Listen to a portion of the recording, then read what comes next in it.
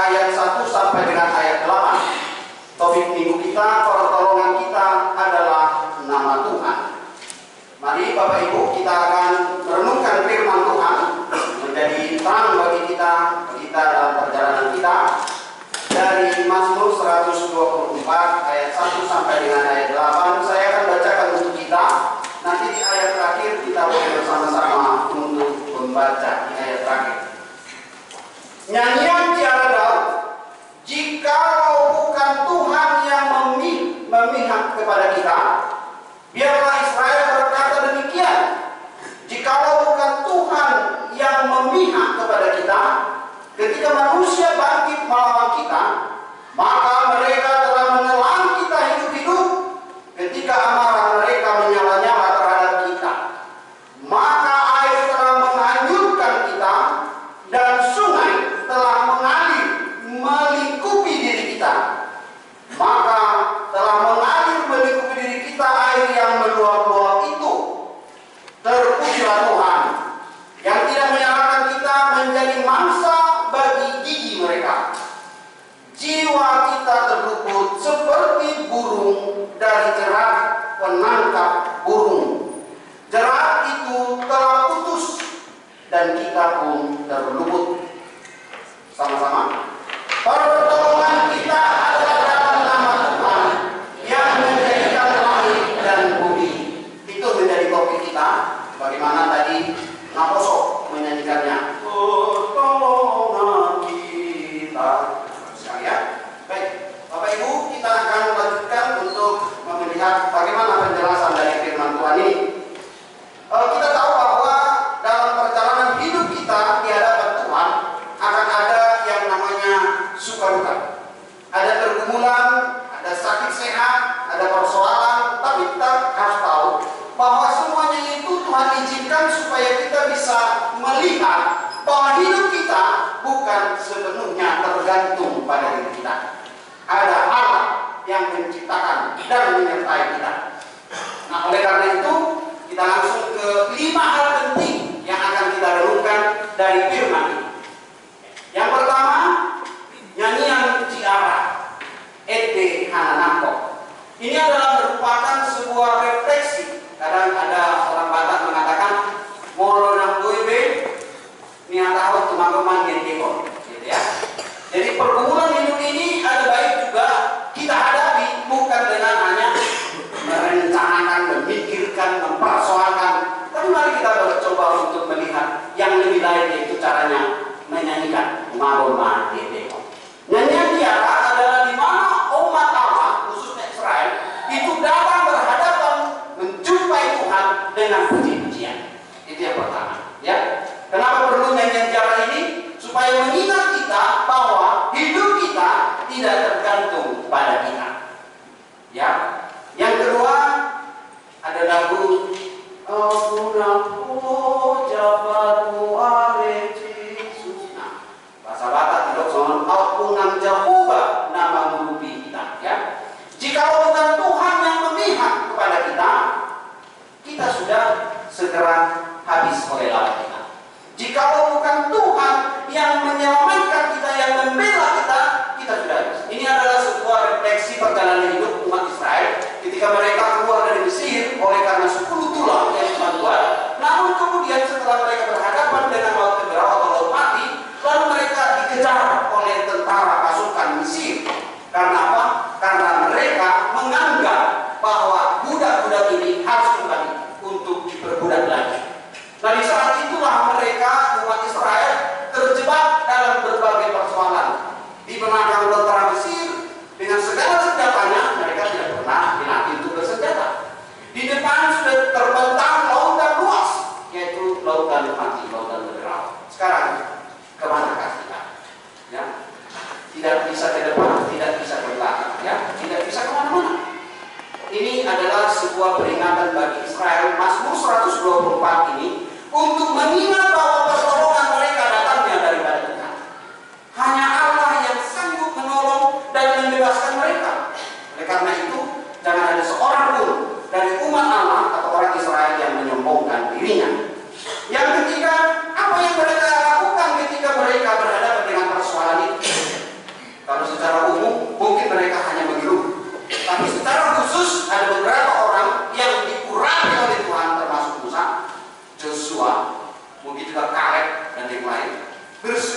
kepada Tuhan. Dan di saat itu Tuhan segera menjawab. Dan hanya peristiwa itu di seluruh dunia tercatat dalam histori dunia ini, hanya Musa yang mampu disuruh Tuhan untuk membelah laut sampai hari ini. Tidak ada seorang pun di dunia ini yang mampu untuk membelah laut. Hanya Musa yang taat kepada Tuhan. Bapak Ibu Saudara yang terkasih, ketika kita taat kepada perintah Tuhan, maka Tuhan akan menunjukkan kuasa yang luar biasa dalam hidup kita. Baik ketika kita berhadapan dengan sulitnya mencari pekerjaan atau bahkan kehidupan ekonomi keluarga, baik dalam ketika bergumul dengan sakit penyakit, baik kita bergumul dengan berbagai persoalan-persoalan yang kita hadapi sepanjang hidup kita. Mari belajar dari Daud, Mazmur 124 yang berkata, hanya Tuhanlah yang mampu untuk membelah laut. Bahkan air yang seharusnya menenggelamkan kita, namun Tuhan membuat air itu menjadi tempat di mana kita berjalan dan tidak menjadi bahaya. Buktinya, setelah mereka lewat di tepi air, di tepi laut itu, segera air itu menyatu dan seluruh pasukan tentara Mesir tenggelam dan mati dengan segala persenjataan. Dan hari ini, menurut penelitian, ada beberapa peninggalan senjata Mesir yang ditemukan di bawah dasar laut itu. Berarti itu bukan dongeng, tetapi itu realitas.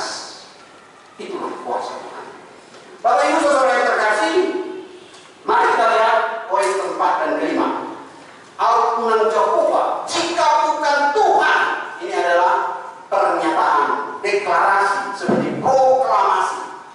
Jika bukan Tuhan yang menjadi pertolongan kita, penyelamat kita, kita sudah habis banyak. Begitu. Pertolongan kita hanya ada di dalam nama Tuhan. Manual untuk kita, manual meluka. Tapi ingat, firman Tuhan mengingatkan kepada kita, itu harus dilatih. Beberapa pertemuan-pertemuan kita dalam ibadah, pertanyaan selalu diingatkan, latihlah imanmu. Karena dibutuhkan kekuatan, keberanian, kesungguhan, ketaatan kepada Tuhan untuk kita bisa melihat mujizat-mujizat Tuhan. Mujizat itu terjadi jika kita melatih iman kita, melatih diri kita untuk hidup seperti yang Tuhan inginkan, melayani Tuhan. Melatih diri kita untuk datang berdoa, memuji, menyembah, bahkan peka, ya, peka bukan peka, tapi peka, dengar-dengaran dengan suara Tuhan. Dan ingat, dibutuhkan iman, percaya, trust. Karena tanpa iman tidak akan ada mujizat. Beberapa khotbah beberapa minggu ini ada perempuan yang pendarahan sembuh karena imannya. Ada seorang perwira yang merindukan pembantunya atau orang di rumahnya sembuh karena iman. Dan semua itu Tuhan Yesus katakan hanya karena mereka percaya. Mari Bapak Ibu, kita percaya bahwa Tuhan sanggup untuk menolong kita. Dari nyanyian pujian tadi yang sudah kita dengar, baik itu pertama dari Muan Tina Iksawi, dikatakan Tuhan debata do pak kirimoke, ya. Debata robe mara, debata sumali ronau, Bapa di surga terus menjaga. Ya. Oh, di surga terus menjagaku. Remaja berkata bahwa pertolongan kita ketika kita mau dekat pada Tuhan. Hatiku tenang berada dekatmu, Kaulah jawaban hidupku. Itulah pertolongan. Nah, Rasul langsung mengatakan, pertolongan kita hanyalah di dalam nama Tuhan. Sama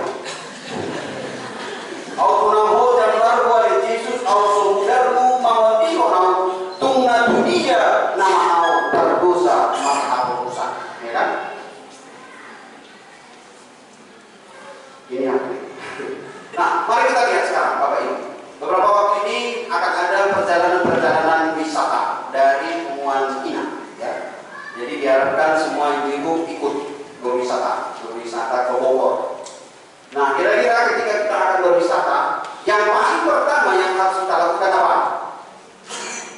Bawa snack, gitu kan? Atau bawa makanan. Nah, ya. Jadi ini diingatkan. Yang pertama harus kita lakukan adalah kita awali dalam penyerahan diri kepada Tuhan. Jangan sampai karena kita membayangkan perjalanan yang luar biasa ini, lalu yang hanya kita pikirkan adalah kebutuhan-kebutuhan makanan, ya, kebutuhan-kebutuhan peralatan-peralatan untuk berjalan. Baik, di sini spot yang mau diambil contohnya di Bogor. Nah, jadi contoh kita ini dapat spot yang bagus. Lalu pasti setiap spot itu akan kita coba untuk kita dokumentasikan. Oh, nanti di sini satu, di sini satu, di sini satu. Dan biasanya orang ketika menjalani sebuah wisata yang paling sibuk dilakukannya adalah berfoto-foto. Padahal tujuan wisata kita sebenarnya refreshing, healing, ya. Lebih ada waktu untuk bernyanyi, berdoa, mohon pertolongan Tuhan, mohon Tuhan berikan hikmat, pengertian, kebijaksanaan. Sebenarnya itu tujuan kita. Kalau untuk kebahagiaan badan atau retreat.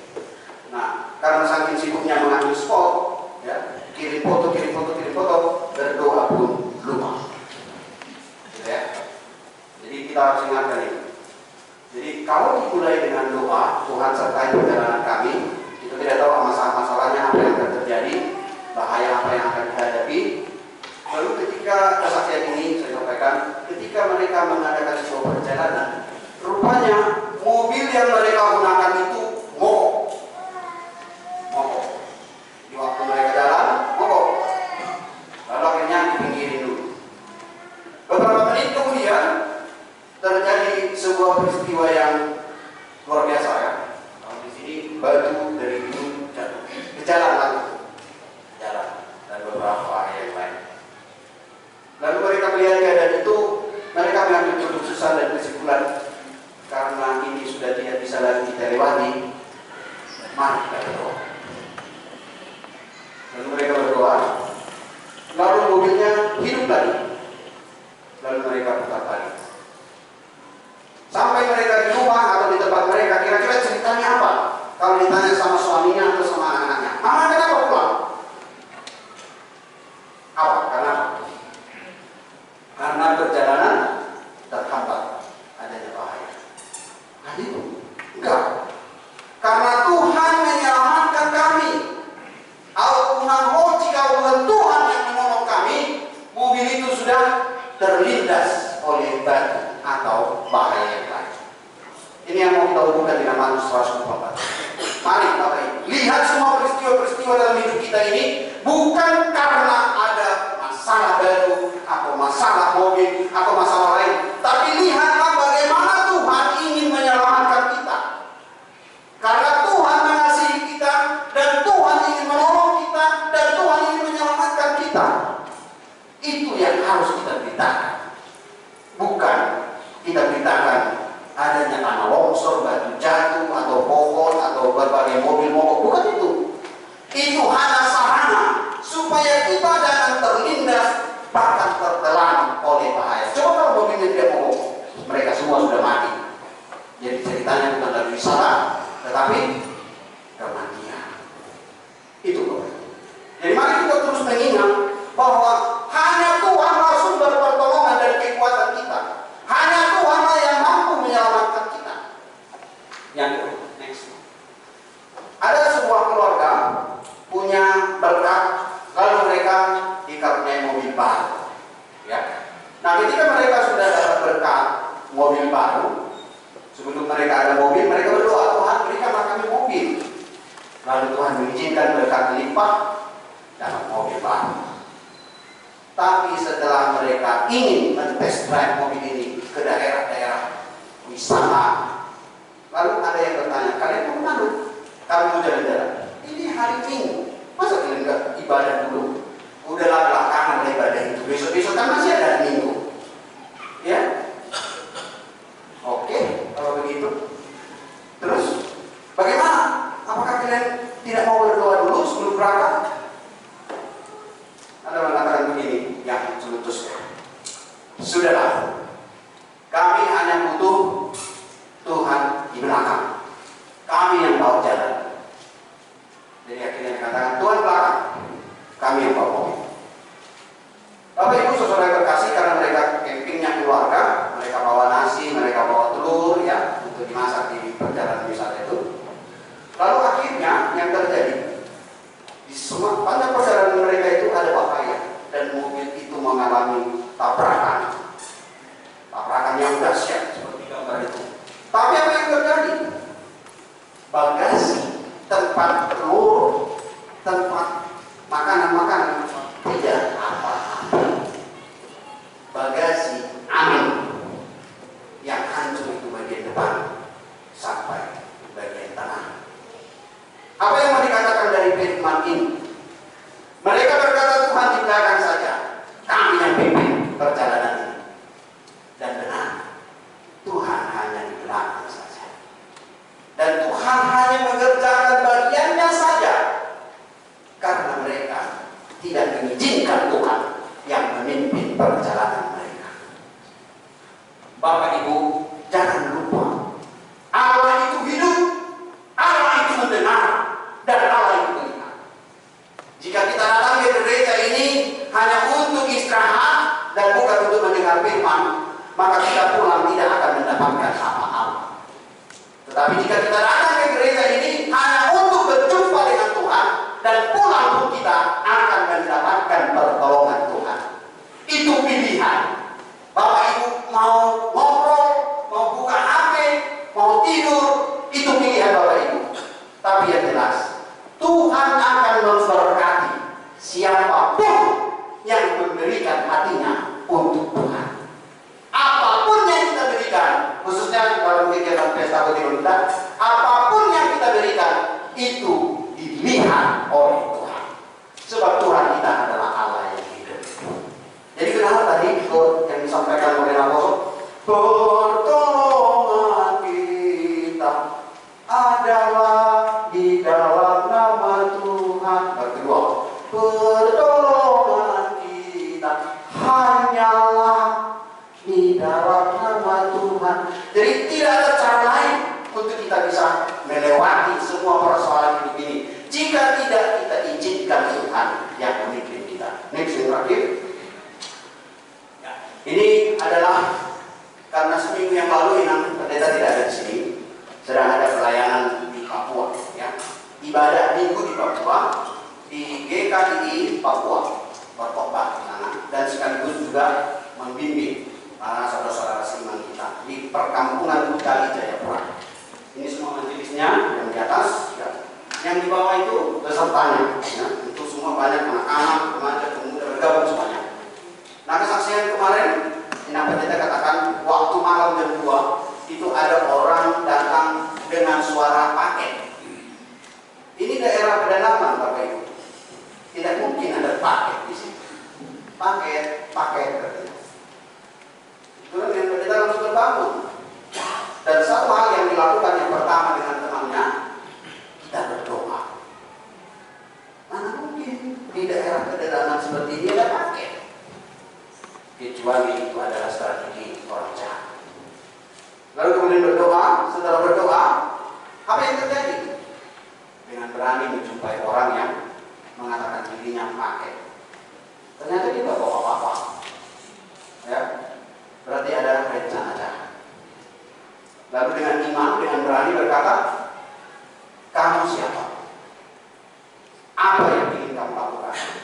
Tapi sudah diawali dengan iman dalam Yesus. Nah, orang yang mau merencanakan sesuatu itu akhirnya kehilangan arah. Lalu dia pergi meninggalkan orang Inang Pendeta di tempat. Apa yang mau kita katakan di sini adalah bahwa terkadang kita takut kalau masalah datang, tetapi kita lupa bahwa masalah tidak bisa kita atasi. Tapi yang paling utama yang harus kita lakukan adalah izinkan Tuhan menjadi sumber perlindungan dan kekuatan bagi kita. Pertolongan kita hanyalah di dalam nama Tuhan.